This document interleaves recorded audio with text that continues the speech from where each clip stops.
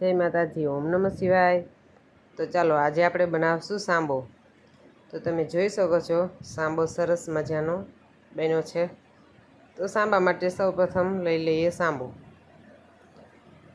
તો તમે જોઈ શકો છો સાંબો આવી રીતના સાંબો લઈ લેવાનો ઝીણો, તેને જોઈ લઈએ કે કાંઈ છે કે નહીં। પછી કડાઈમાં 2 ચમચી ઘી નાખી દેવાનું, તેને ગરમ કરી તેમાં સાંબો નાખી દેવાનો। જો સાંબો નાખી દીધો પછી તેને સારી રીતે હલાવવાનો, શેકવાનો આવી રીતના।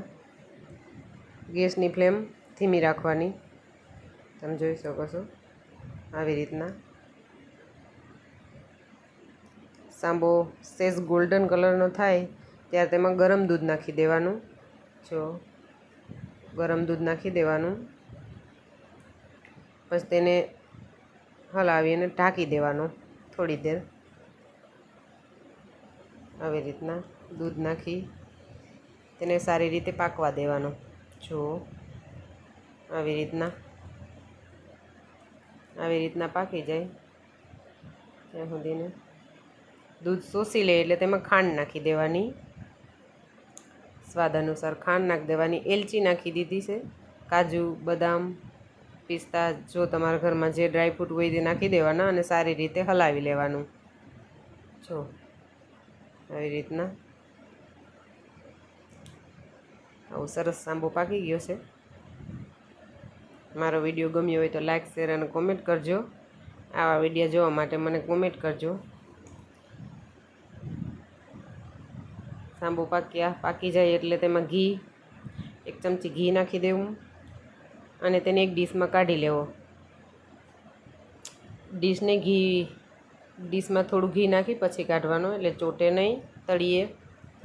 જુઓ કેટલો સરસ સાંબો પાકી ગયો અને જોઈ શકો છો તમે મસ્ત આવી રીતના તેના આપણે પીસ કરી લેશું।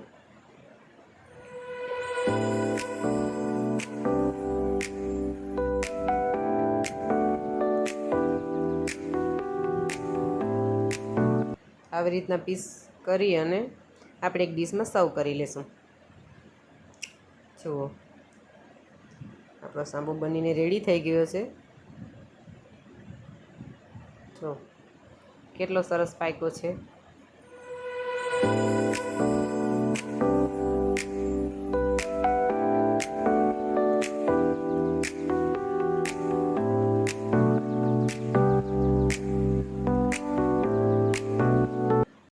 સાંબો પાકીને રેડી થઈ ગયો, એન્જોય।